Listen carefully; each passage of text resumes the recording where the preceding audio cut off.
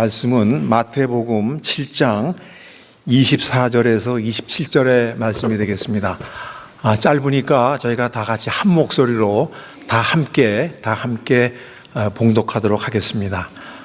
시작.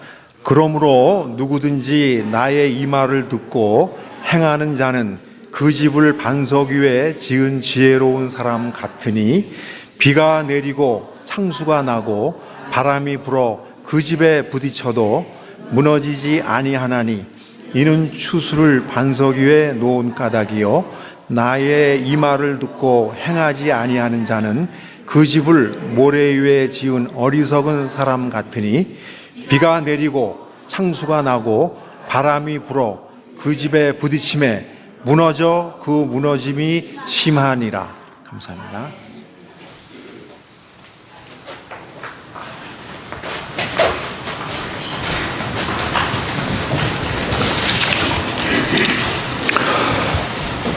우리 헌신예배에 오신 정성호 목사님을 우리 담임 목사님한테 소개해 주십사고 부탁을 드렸는데, 제가 그 남성교회 강사님을 모실 때 우리 담임 목사님으로부터 그 정성호 목사님의 프로필을 소개하는 그 안내서를 받은 적이 있습니다. 그래서 그걸 제게 말씀드리겠다고, 간략하게 말씀드리겠다고 하니까 그냥 그걸로서 대신해 주십사 해서 그 정성호 목사님에 대한 그 소개를 해드리겠습니다. 간략하게. 목사님은 보통 사역하시는 다른 목사님보다 조금 특별한 경험을 가지고 계시는 것 같아요. 감리교 신학대학 또 대학원을 졸업하셨는데, 대학 다니실 때 그 맹아학교 장애자, 이렇게 시각 장애자들 그런 분들을 6년간 돌보셨고, 또 그 신학교를 휴학을 하시면서까지 화학 공장 노동자로 취직을 하셔가지고 그 노동자들의 그 어려움과 또 슬픔과 눈물을 경험하셨고, 첫 번째 그 사역지가 강원도 평창의 그 화전민촌인데, 그 36가구밖에 안 되는 화전민촌에서 그들과 함께 4년간을 목회를 시작하셨답니다.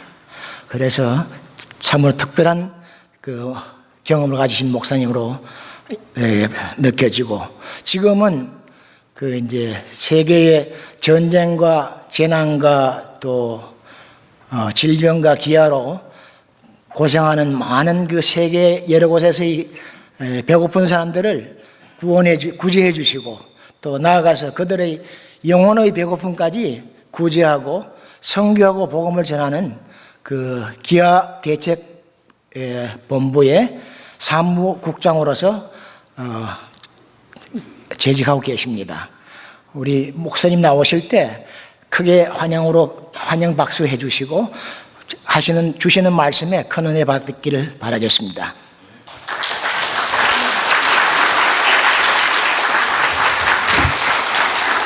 감사합니다.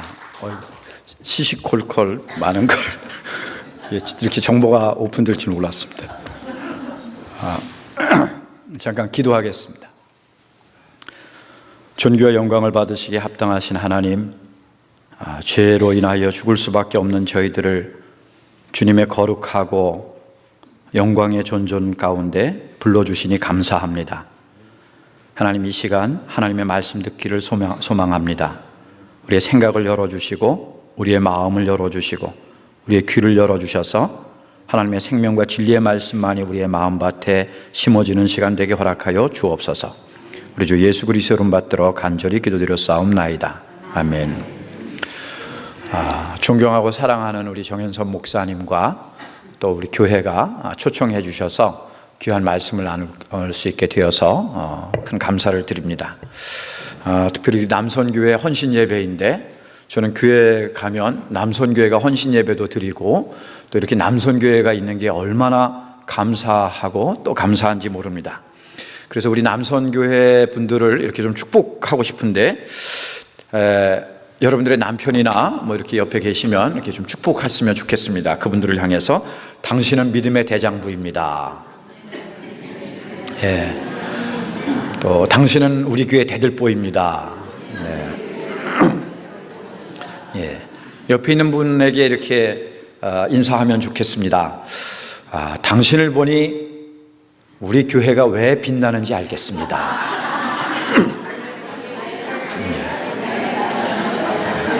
예, 교회 들어오는데 여러분들의 얼굴을 보니까 주연절이기도 하지만 주님의 영광의 빛이 여러분들을 통해서 환하게 비춰지는 것을 보면서 오클랜드의 햇빛보다 더 밝은 빛이 우리 교회 안에 있구나 하는 생각이 들었습니다. 주님은 우리를 통해서 영광 받으시길 원하시고 또 이 땅 가운데서 우리가 빛되게 살아가기를 소망하십니다. 주님은 이 어두운 세상에 그렇게 빛으로 오셨습니다. 주님께서 이 땅에 오신 것은 이 세상이 죄로 인하여 어두워지고 악이 세상을 지배하고 그런 곳에서 신음하는 우리 인간들을 구원하기 위해서 오신 겁니다.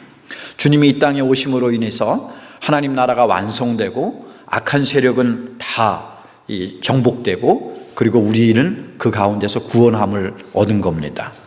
왜 주님이 이 땅에 오시는 게 필요했냐면 바로 이 악한 세상, 어둠과 죄로 눌려있는 세상, 그 가운데서 죽음으로 내몰릴 수밖에 없는 인생의 연약함, 그 가운데서 신음하고 고통하는 우리들 때문입니다.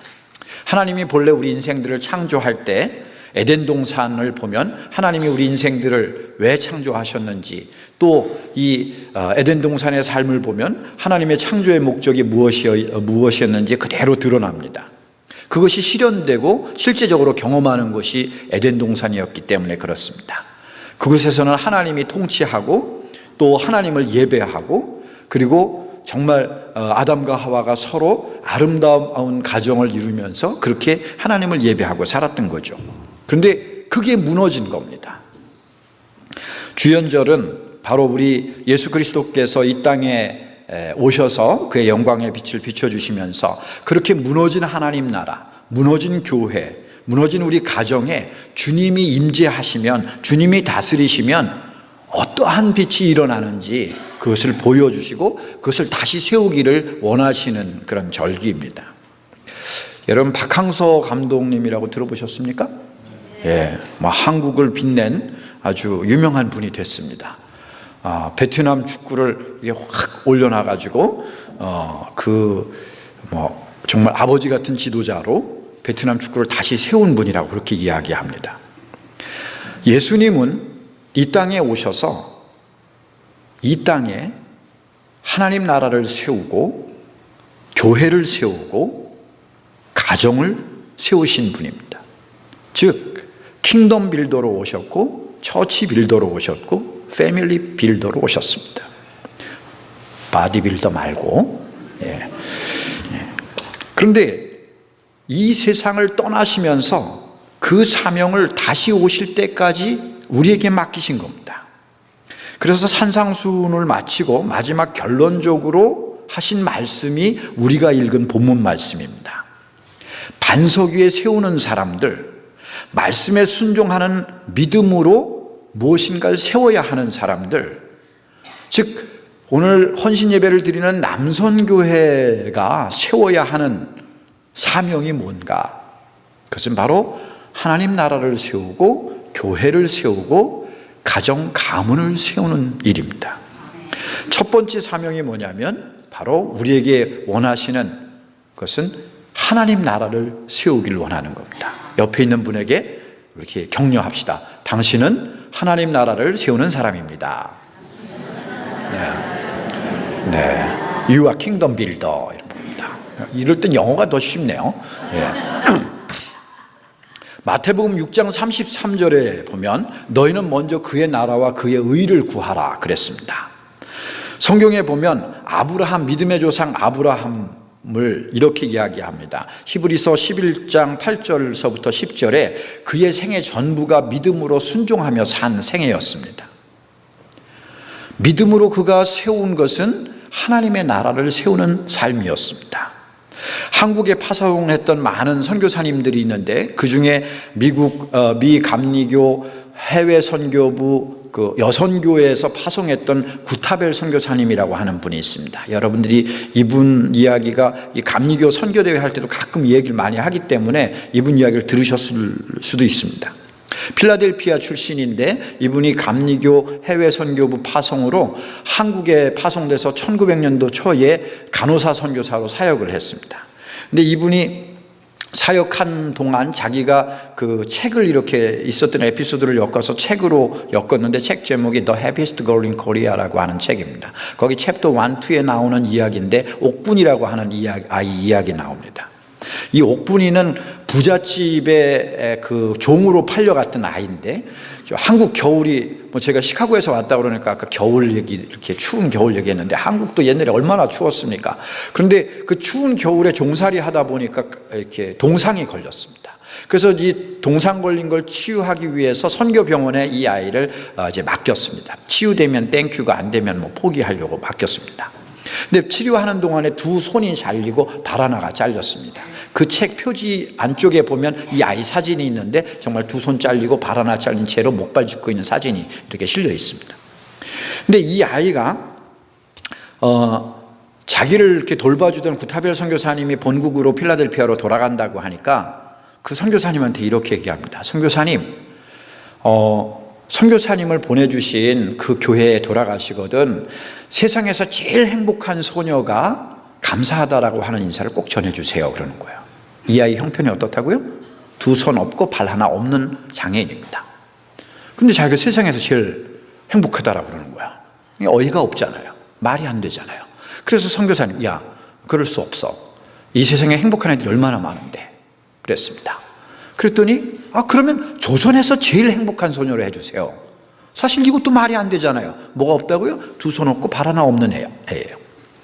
그런데 이 아이가 조선에서 제일 행복한 소녀라고 하니까 구타벨 선교사님이 묻습니다.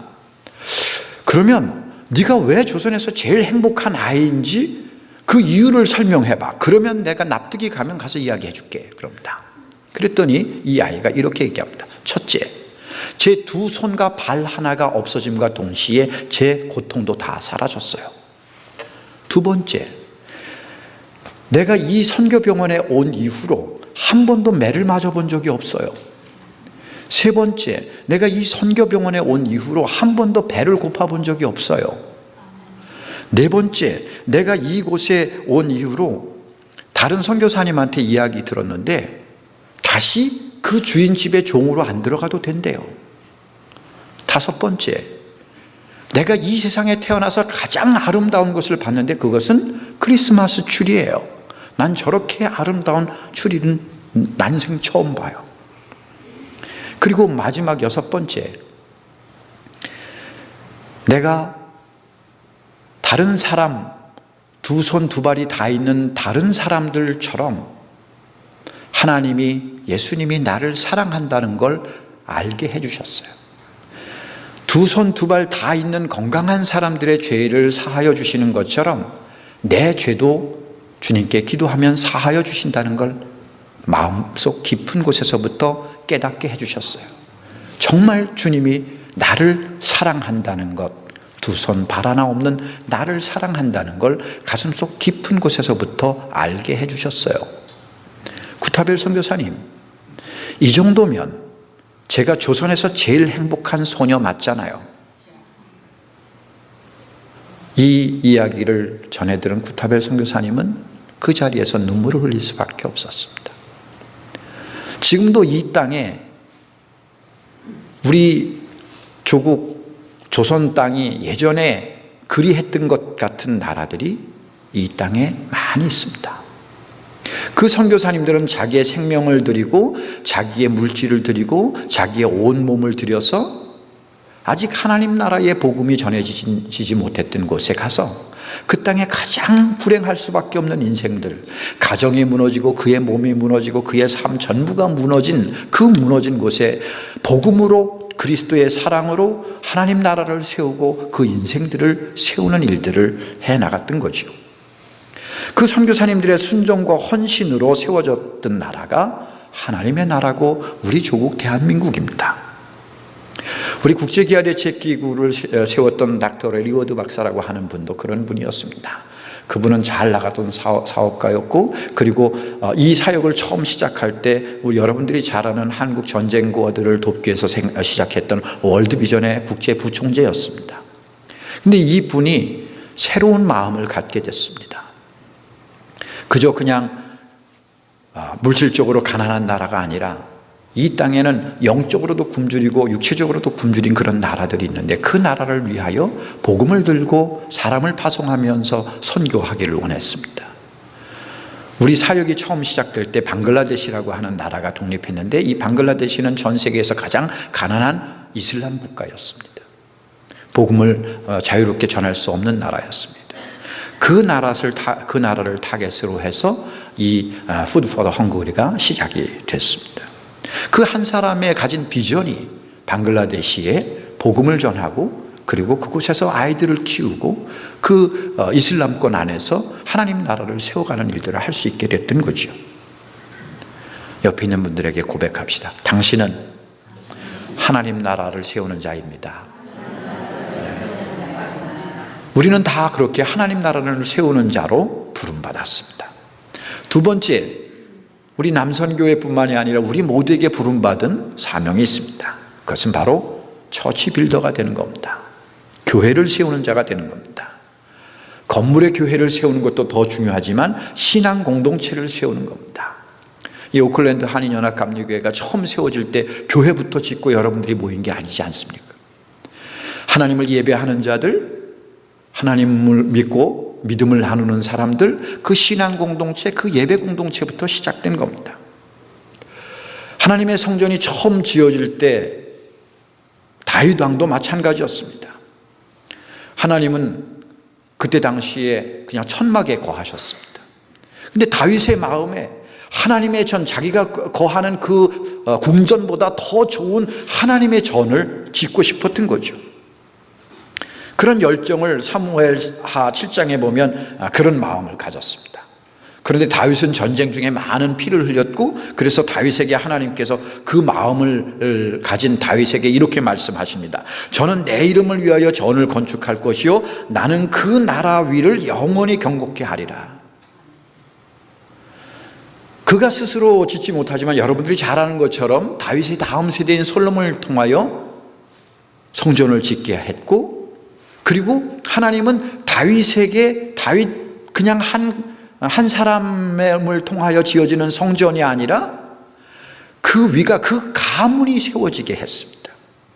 그래서 역대상 22장에 보면 솔로몬에게 이것을 이루게 해주시고 그리고 그 다윗의 가문을 통하여 영원한 하나님 나라에 하나님을 예배하는 공동체가 세워지는 예수님이 나게 하신 거죠. 여러분들이 믿음 생활하는 이 교회 안에서 여러분들은 어떻게 어떻게 믿음을, 어떻게 예배를 세워가고 계십니까? 저는 신앙생활 하면서 아주 부끄러운 게 많습니다. 어떻게 나 같은 거를 이렇게 하나님이 신학교도 보내시고 또 목회도 하게 하시고 또 뭐 이런 선교사역도 하게 하시고 하는가 하는 그런 생각이 듭니다. 왜냐하면 저의 믿음은 처음 우리에게 믿음을 가져다 주었던 분들에 비하면 정말 보잘것없는 믿음이기 때문에 그렇습니다. 한국 교회의 첫 번째 교회는 선교사님들이 세운 교회가 아니라 우리 스스로 말씀을 읽고 그 말씀 안에서 하나님을 예배하기 위해서 세워졌던 소래교회입니다. 소래교회는 감리교회도 장로교회도 아니고 그냥 교회였습니다. 어느 교단에도 속하지 않는 교회였습니다. 그런데 이 소래교회의 사람들이 세례를 받고 싶었습니다. 말씀으로 하나님을 예배하고 그리고 그 믿음을 나누다 보니까 세례를 받고 싶었는데 세례를 스스로 이렇게 서로 안수하면서 줄 수 있는 게 아니잖아요. 그런데 소식을 들어보니까 서울, 경성, 한양에는 선교사님들이 들어와 있다고 하는 소식을 듣게 됩니다. 그래서 이 소래교회 교인들이 몇 사람이 4사람인가 그런 걸로 기억하는데 이분들이 한양으로 선교사를 만나러 갑니다. 그 선교사님 앞에 가서 저희가 세례받고 싶습니다. 우리는 이렇게 성경 말씀을 서로 읽고 말씀을 나누다가 예배하게 됐고 그리고 교회로 모이게 되었고 그래서 저희가 정말 세례를 받아야 한다는 걸 깨닫게 됐습니다. 그래서 세례 받으러 왔습니다. 누군가가 여러분들의 믿음의 공동체 안에 제가 세례 받으러 왔습니다. 그러면 목사님 세례 주시겠습니까? 세례를 받으려면 학습도 받아야 되고 세례 문답도 해야 되고 이 신앙을 검증해야 되지 않습니까? 신앙을 검증할 방법이 없는 거죠. 어느 날 갑자기 저 황해도 소래에서 경기도 소래 아니고 황해도 소래입니다. 황해도 소래에서 사람들이 왔는데 이 사람들을 그냥 줄 수 없잖아요. 그래서 당신의 신앙을 어떻게 검증합니까? 그랬더니 이 황해도 소래에서 온 소래교회 교인들이 도포 자락을, 옛날에는 이렇게 도포를 입었잖아요. 모포 아니고 도포를 쫙, 한복 도포를 쫙 벗고 등을 쫙 보였습니다. 거기 뭐가 있었겠습니까? 나무 십자가가 있었습니다. 십자가 모양의 나무를 만들어서 그것을 등에 짊어지고, 그리고 이걸 겉에 이제 그런 거 신앙생활 하는 거 들키면 안 되니까 그 옛날에 겉에 도포를 입고 황해도 소래에서부터 한양까지 걸어온 겁니다. 여러분, 정말 유치하지 않아요? 왜 이분들이 이렇게 했을 것 같아요? 성경 말씀에 각자 자기 십자가를 지고 나를 따르라고 하는 주님의 말씀을 액면 그대로 문자적으로 이렇게 믿은 거예요. 요즘은 이렇게 믿는 사람들 별로 없어요. 십자가를 지고 나를 따르라. 우리 시어머니 나를 자꾸 못 살게 구나. 시어머니가 내 십자가야. 내 신랑이 내 십자가야. 뭐 이런 거 자꾸 얘기하신단 말이죠. 그런데 이 초대교회 처음 말씀을 읽은, 말씀을 듣고 예수 그리스도를 영접한 우리 첫 선조들은 말씀 그대로 순종한 거예요. 그래서 초대교회, 한국 초대교회에 선교하러 왔던 선교사들이 제일 많이 한국 교회 신앙인들을 이렇게 설명할 때 무슨 단어를 제일 많이 쓴 줄 아세요? 한국 교회 성도들은 리터럴리하다, 문자적으로 믿는다. 선교사 보고서에 우리 신앙의 선조들의 특징을 문자적으로 믿는 사람들이다, 리터럴리하다 그랬습니다.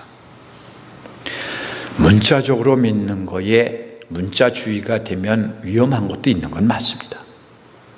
그러나 그만큼 하나님의 말씀을 받는 우리 신앙의 선조들은 있는 그대로 하나님의 말씀에 순종했다는 겁니다. 여러분, 우리의 신앙은 어떻습니까? 우리가 하나님의 몸된 교회를 섬기고 세울 때 우리는 정말 그 말씀에 온전히 순종합니까? 근데 이 교회가 105년 동안 세워져 있는 걸 보면 여러분들은 정말 그리하신 분인 줄로 저는 믿습니다. 옆에 분에게 한번 격려하고 또 감사합시다. 당신은 정말 교회를 세우신 분이야. 감사해요.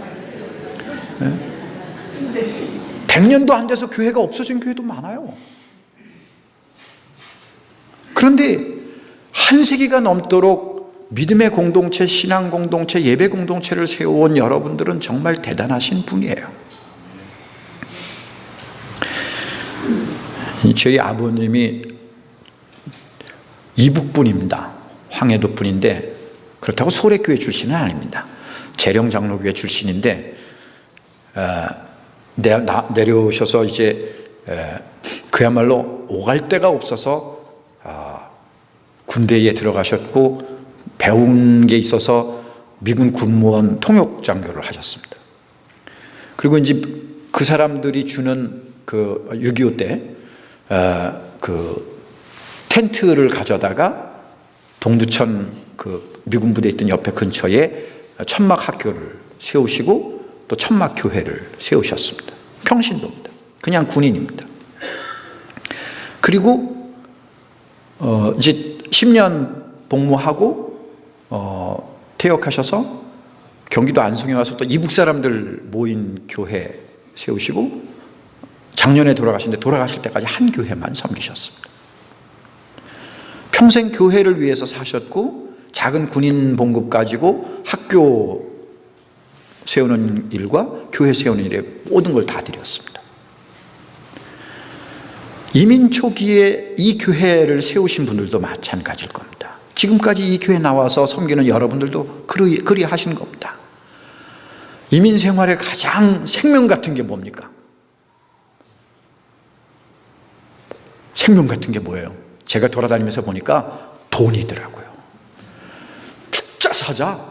정말 그 돈 벌려고 이민 생활 성공하는 건 이게 돈이 생명 같더라고요. 제가 아는 이 오클랜드는 아닙니다. 저 동부에 있던 어떤 교회 장로님, 제가 얘기를 조금 더 디테일하게 하면 그분도 감리교 장로님이라 제가 말을 더 할 수 없습니다. 근데 이 장로님은 정말 떼부자인데 돈을 생명처럼 여기세요. 왜냐, 제가 그분이 돈이 얼마나 많은지를 어떻게 아는 줄 아십니까? 그분 윌링 있을 때 제가 가서 같이 있었거든요. 근데 나는 그렇게 돈이 많은 분을 난생 처음 봤어요. 제가 그 어카운트가 3개였는데 제가 다 셀 수가 없었어요. 그 어카운트의 밸런스를. 언뜻 봤는데 못 쓰겠더라고요. 그런데 많은 그걸 가지고 얼마나 끔찍하게 여기시는지. 근데 안타깝게도 저희 사역은 아주 어렵게 아이 하나 결혼하는 걸 매우 힘들게 결정하시더라고요. 그 아들들이 다 성공하셨어요.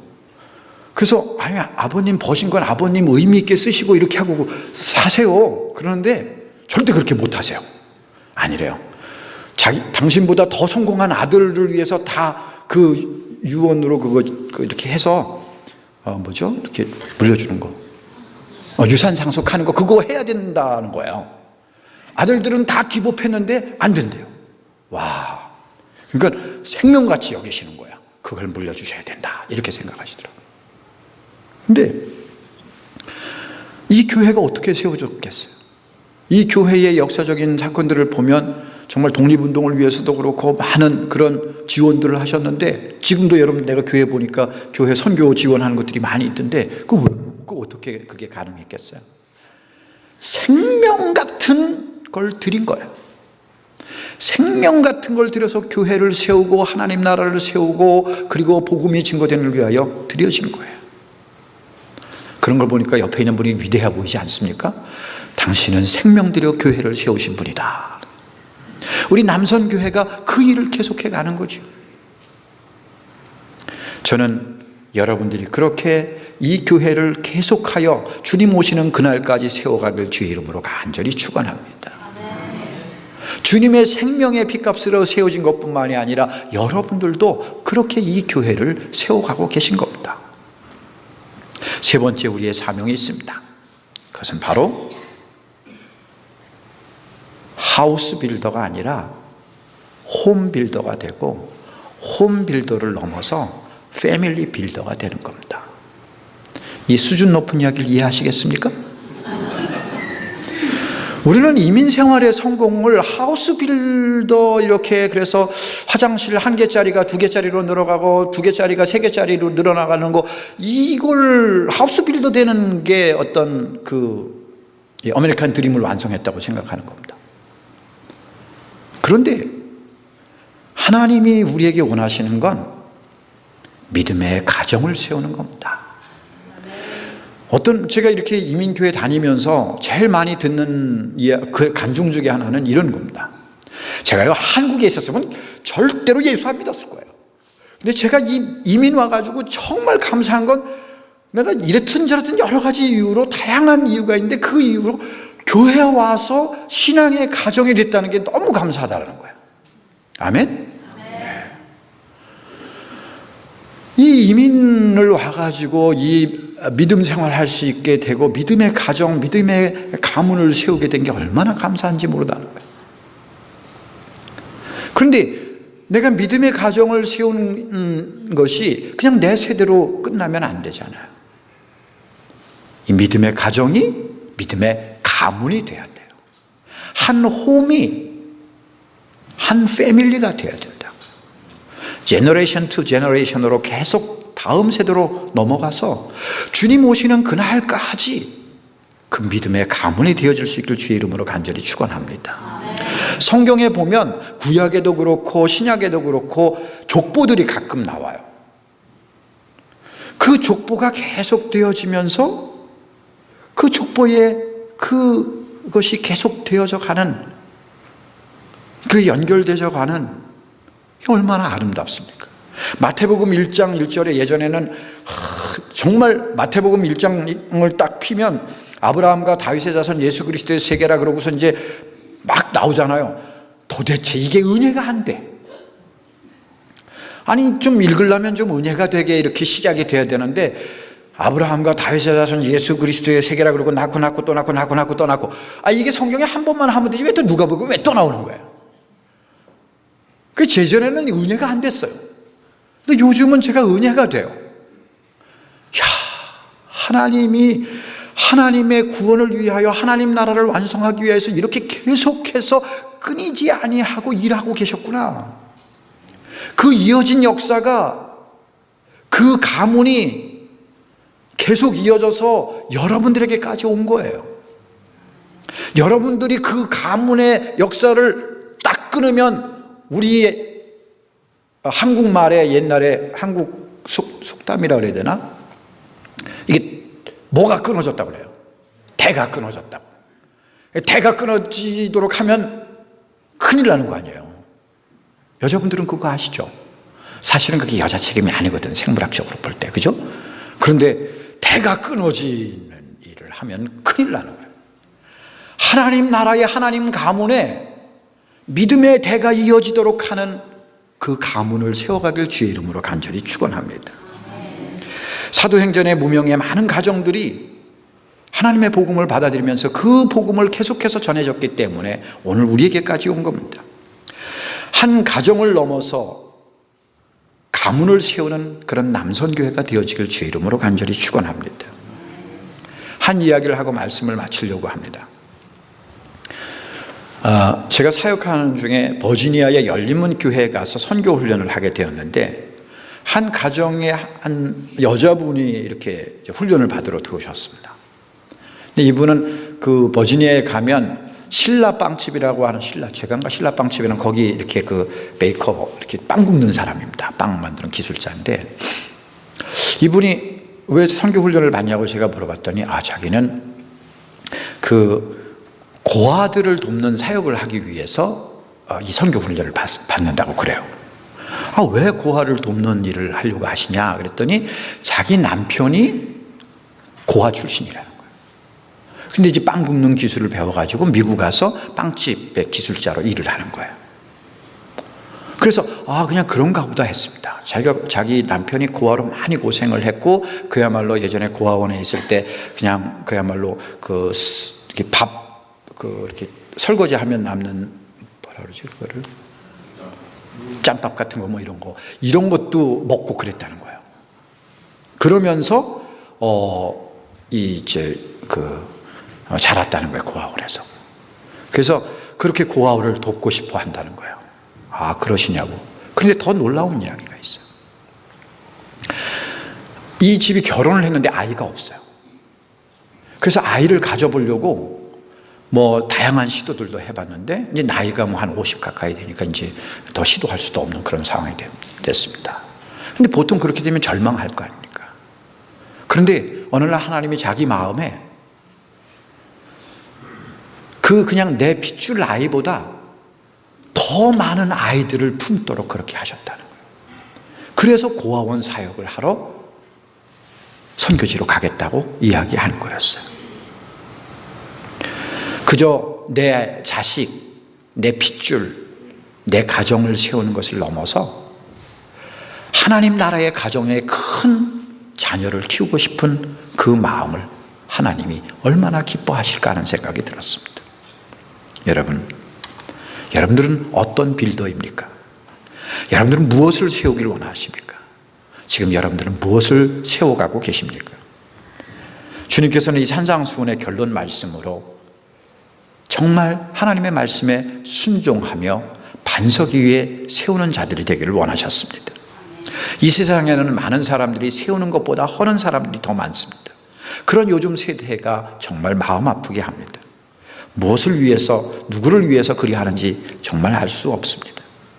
순종이 부족한 시대에 하나님의 말씀에 순종하면서 하나님 나라를 세우고 하나님의 교회를 세우고 하나님의 가정을 세우는 저와 여러분들이 되어지길 주의 이름으로 간절히 축원합니다. 한 가지 그래서 도전을 여러분들한테 드리고 싶습니다. 이 땅에는 그런 가정이 없어서 자기의 몸도 망가지고 세워지지 못하고 그 가정도 무너지고 예배할 처소가 없고 배울 학교도 없이 모든 것이 무너진 상황 속에 살아가는 아이들이 있습니다. 그 아이들을 제가 직접 데리고 올 수 없어서 사진으로 한 몇 명 데리고 왔는데 이따가 보시고 그 아이들을 좀 세워주는 저와 여러분들 되어지면 감사하겠습니다. 기도하겠습니다. 참 좋으신 하나님, 은혜를 감사합니다. 주님께서 무너진 우리의 심령을 세워주시고 또 우리의 가정을 세워주시고 우리를 믿음으로 주님을 예배하는 교회를 세워주시고 하나님 나라에서 기쁨과 평강을 누릴 수 있도록 그 나라를 세워주시니 감사합니다. 우리 남선교회 헌신 예배를 통하여 남선교회뿐만이 아니라 온 교회가 든든히 세워져 가게 허락하여 주옵소서. 우리 주 예수 그리스도를 받들어 간절히 기도드렸사옵나이다. 아멘.